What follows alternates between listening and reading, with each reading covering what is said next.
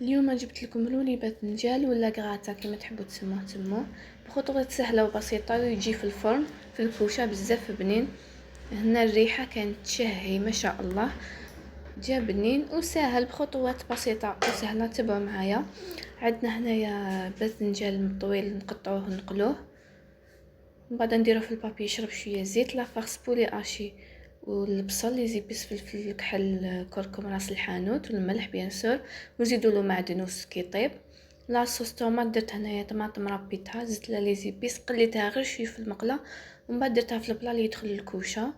هنايا حكموا الحبه رولي وها هكا كيما راكم تشوفوا. زيدوا شويه فرماج ربي في لافارس كيما راكم تلاحظوا في الصوره، من بعد ديروها كامل في البلا وتزيدوا عليها شويه فرماج ربي من الفوق. وهذه هي سهله وبسيطه. ما تبخلوش علينا بتعليق وجيم وابوني، ما تشوفوش الفيديو تهربوا. ان شاء الله تكون عجبتكم الوصفه تاع نهار اليوم. هيا سلام.